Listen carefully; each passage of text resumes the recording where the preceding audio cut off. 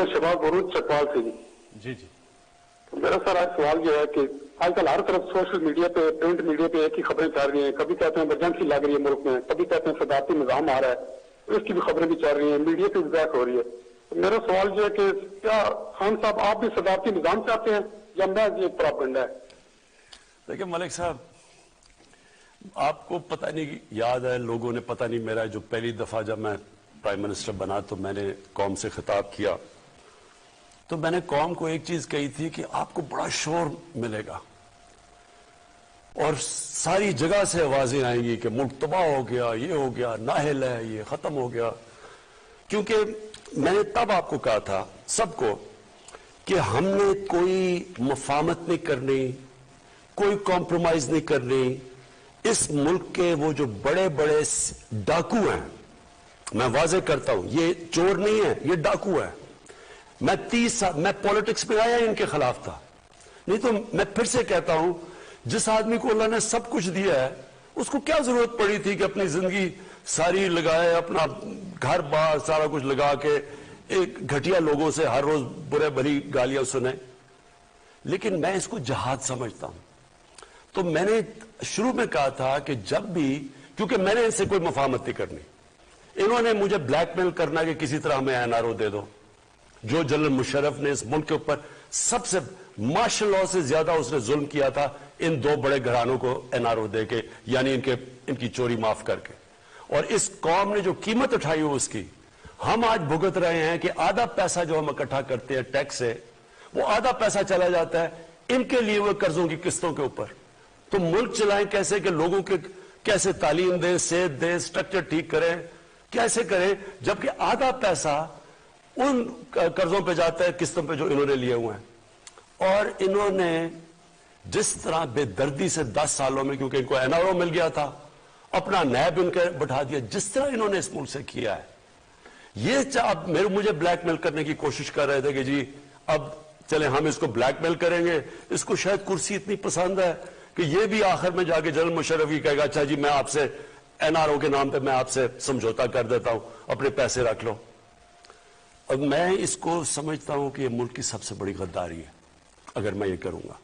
और इसलिए ये अफरा तफरी फैलाई हुई है, जो टीवी पे आता है, जो तबाह हो गया मुल्क में ये हो गया, गुर्बत बढ़ गई।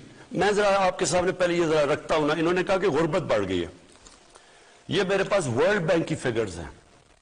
ये चले हम तो कहेंगे तो लोग कहेंगे ये ठीक नहीं, वर्ल्ड बैंक तो हमारे से नहीं ऑर्डर्स लेता ना। वर्ल्ड बैंक की फिगर है कि 4 कैटेगरीज उन्होंने बनाई कि 4 क्लासेस है कि अगर आप डॉलर की 5.5 पर कैपिटा देखें तो उसके अंदर कितनी गुर्बत है, फिर 3.2 पर कैपिटा उसके अंदर कितनी गुर्बत है, 1.9 पर कैपिटा तो उसकी कितनी है। तो इन्होंने 4 कैटेगरी रखी है। चारों कैटेगरीज में वर्ल्ड बैंक कहता है कि चारों कैटेगरीज में गुर्बत कम हुई है। पहले में 0.6% कम हुई, दूसरे में 1.4% कम हुई गुर्बत, तीसरे में 2.9% कम हुई और आखिरी में 0.6% कम हुई। इसका मतलब कि हमारे दौर में तो गुर्बत कम हुई है। तो आप अगर ये देखें, इनका शोर देखें तो लगता है कि मुल्क तबाह हो गया।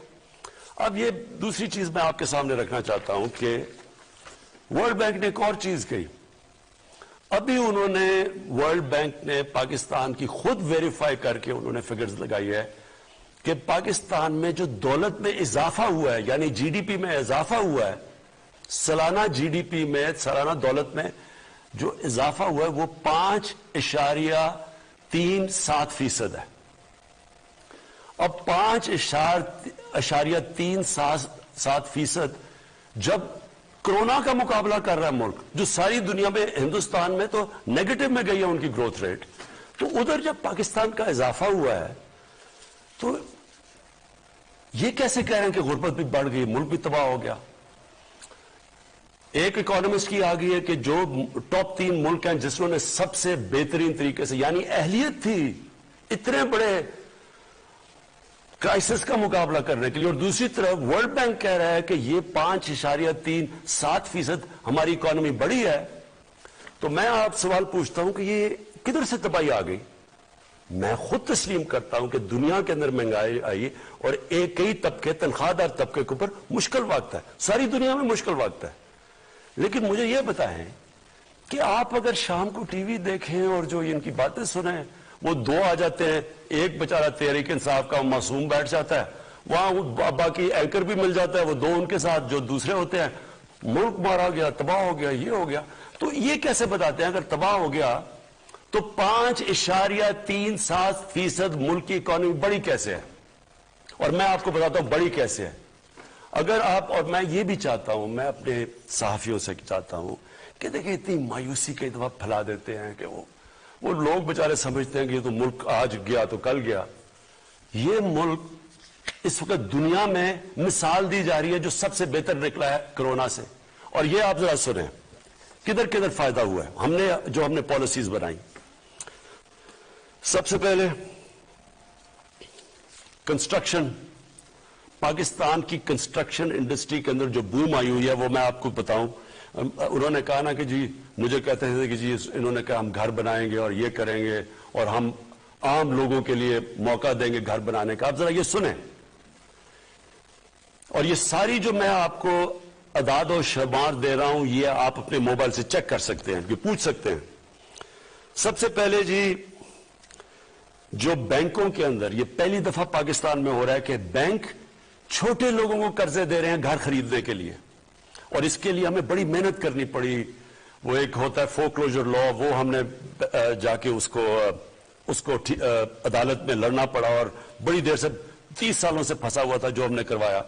تو آج صرف پہلے یہ دیکھ لیں کہ 290 ارب کے لوگوں نے قرضے مانگے ہیں بینک سے. یہ کبھی پاکستان کی تاریخ میں نہیں ہوا. اس میں سے 123 جو اپلیکیشنز ہیں وہ بینکوں نے اپروو کر دی ہیں, پرائیویٹ بینکس ہیں. اس میں سے 40 ارب روپیہ دے چکے ہیں لوگوں کو اپنے گھر بنانے کے لیے. یہ وہ لوگ ہیں جو کبھی سوچ نہیں سکتے تھے اپنا گھر بنانے کے لیے کیونکہ وہ کرائے کے گھروں میں رہ رہے تھے. اب جتنا وہ کرایہ دیتے ہیں اتنی وہ آپ قسطیں دے رہے ہیں اپنا گھر بنانے کی, جو ساری دنیا کے اندر جو آپ قرضہ دے کے اپنے گھر لیتے ہیں, جس کو مورگیج فائنانسنگ کہتے ہیں انگریزی میں, وہ پاکستان میں پہلی دفعہ شروع ہو گئی ہے. اب عام تنخواہ دار طبقہ اپنا گھر بنا سکے گا. پہلی چیز, ہماری جو گورنمنٹ کی منسٹری ہے 45,000 گھر یونٹس بن رہے ہیں اس وقت. 45,000 گورنمنٹ کے جو یونٹس اس وقت ہم بنا رہے ہیں, اور یہ ہماری اسکیم تھی. پرائیویٹ سیکٹر کے اندر اب یہ سننے والی بات ہے کیونکہ ہم نے کنسٹرکشن میں بڑی لوگوں کو چھوٹ دی, ہم نے ان کو انسینٹیوائز کیا, ان کے لیے ان کے رکاوٹیں دور کی. 324 پروجیکٹس ہیں کنسٹرکشن انڈسٹری میں, اور اس میں 30 لاکھ گھر بن رہے ہیں. 324 پروجیکٹس ہیں, 30 لاکھ اس وقت گھر کنسٹرکٹ ہو رہے ہیں. اس سے آپ یہ سمجھ جائیں کہ جو آپ سوچیں کہ جب گھر بنتا ہے تو اس کے گھر کے اوپر 30 انڈسٹری اس کے ساتھ ہوتی ہے, یعنی کسی نے دروازہ ہونا, کسی نے لاکس بنانے ہوتے ہیں, ٹائلز وغیرہ وغیرہ, 30 انڈسٹریز. تو آپ سوچیں کہ اس سے اس ملک میں گروتھ ریٹ تو اس لیے بڑھی ہے, اکنامک ایکٹیویٹی بڑھتی ہے تو گروتھ ریٹ بڑھتی ہے. اس کے بعد اب کسانوں پہ آ جائیں. میں صرف کسانوں, 4 ہماری کپاس, گنا, چاول اور ویٹ, گندم, ان کے اندر پاکستان کی تاریخ میں, کاٹن میں نہیں باقی تینوں میں, اور پھر اس میں مکئی بھی ڈال دیں, مکئی, تو یہ ریکارڈ پروڈکشن ہوئی ہے پاکستان کی تاریخ میں, اور ان کو ریکارڈ پیسہ ملا ہے اس کا. اس کی وجہ سے ان کے جو پیسہ گیا ہے دیہاتوں کے اندر, میں ذرا یہ آپ کو دکھا دوں کہ ہر 73% ان کی انکم بڑھی ہے. اس کا مطلب کیا, ہم نے عام فیملی کا کیا ہے کہ ہر فیملی کو 1,65,000 اضافہ ہوا ہے ان کی آمدنی کے اندر. یہ دیہات کے اندر میں بات کر رہا ہوں. اس کے بعد آگے چلے جی, انڈسٹری, لارج سیل انڈسٹری, بڑے مزدوروں کو نوکریاں ملتی ہیں. 10% اضافہ ہوا ہے آج ہماری لارج سکیل مینوفیکچرنگ پہ. میں بات کر رہا ہوں کہ کیوں یہ 5.37% گروتھ ریٹ میں اضافہ ہوا ہے. ہماری لارج سکیل مینوفیکچرنگ میں 10% گروتھ ہوئی ہے, دیر کے بعد ہوئی ہے.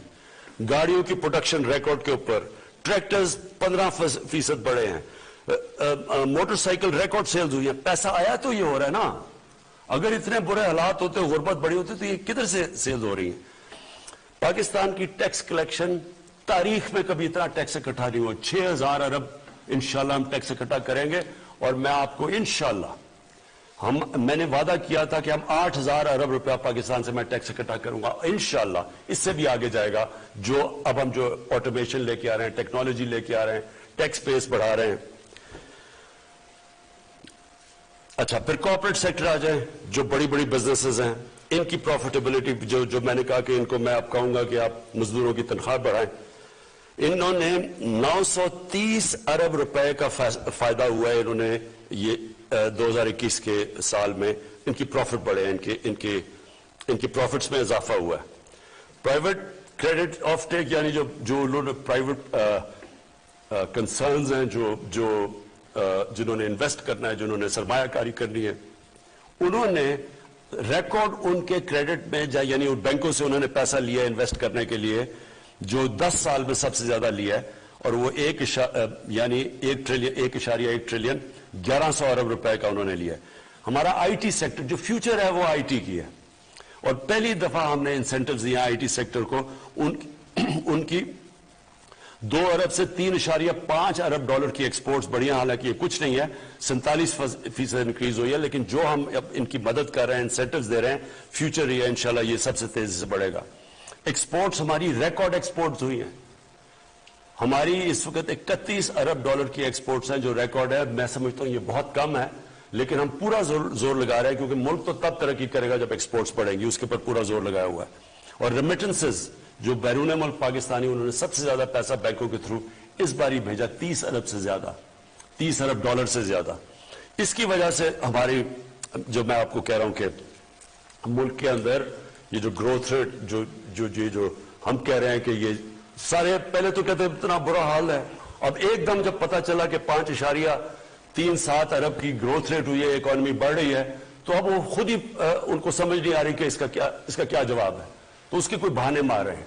मेरी फिर से अपनी मीडिया से, लोगों से मेरी आपसे रिक्वेस्ट है कि देखें, तनकीद बहुत जरूरी होती है एक मुल्क के लिए। और मैं फिर से कहता हूं, मैं 50 साल से, मैं तो पब्लिक आया में हूं, मैं तो तनकीद सुनता आया हूं, और तनकीद कोई एक अच्छी चीज होती है, लेकिन एक प्रोपेगेंडा होता है, एक फेक न्यूज होता है, जो जान के फेक न्यूज के जरिए एक मुल्क में ये जो मायूसी फैलाई जा रही है, जी तबाह हो गए, मारे गए, जी मुल्क खत्म हो गया, ये वो लोग हैं जो माफियाज हैं। मैं फिर से अपनी कौम को बताना चाहता हूं, हमारा मुकाबला माफियाज से है। ये आम लोग नहीं है, ये पॉलिटिशियंस नहीं है, ये माफियाज हैं, जिनका सिर्फ एक मकसद है कि किसी तरह ये गवर्नमेंट इसलिए गिरे कि क्योंकि इनकी वो जो खाना पीना, जो रोजी लगी हुई थी, जो हलवे खा रहे थे, जो बाहर इनकी अपार्टमेंट्स थी, ये इसके ऊपर टांग ना आ जाए, कहीं इनका एहतसाब ना हो जाए। और ये बैठ के, और इसके अंदर मीडिया में लोग बैठे हुए हैं, अफसोस से कहना पड़ता है कि वो इनके साथ मिलकर मुसलसल मायूसी फैला रहे हैं। तो इनसे मैं आज ये पूछता हूं कि इसका क्या जवाब है कि आपने तो जो जिस तरह की मायूसी फैलाई है, बताया कि ये ग्रोथ रेट 5.37% की कैसे हुई है। और ये हम नहीं कह रहे, ये वर्ल्ड बैंक कह रहा है। ये जो सारी मैंने सेक्टर्स के अंदर ग्रोथ हो रही है, ये बढ़ रहे हैं, ये कैसे हो रहा है? अगर ये इतने बुरे हालात थे तो यहां तो आज बैंकक्रप्ट होना चाहिए था लोगों को। इस वक्त तो लोगों को बेरोजगारी बढ़नी चाहिए थी। रोजगार भी बढ़ रहा है, गुर्बत भी कम हो रही है, मुल्क की दौलत में भी इजाफा हो रहा है, टैक्स कलेक्शन भी बढ़ रही है, एक्सपोर्ट्स भी बढ़ रही है। तो ये मायूसी किस चीज की है? और फिर ब्लूमबर्ग एक मैगजीन है जो कि फिर से मैं कहता हूं सारी दुनिया में इकोनॉमीज को, हर मुल्क की इकोनॉमी के ऊपर तबसरा करती है। वो कह रही है कि पाकिस्तान की जो अब इकोनॉमी है वो सस्टेनेबल रास्ते पे चली गई, और आगे उन्होंने प्रेडिक्ट किया है कि मुल्क सही तरफ आगे जा रहा है। हम तो नहीं कह रहे। तो मैं इसलिए अपने लोगों से रिक्वेस्ट करूंगा कि बैलेंस करें। तनकीद तो अच्छी होती है, लेकिन साथ साथ ये भी तो बताएं, इसका भी तो बताएं कि ये जो मुल्क में फायदे हो रहे हैं।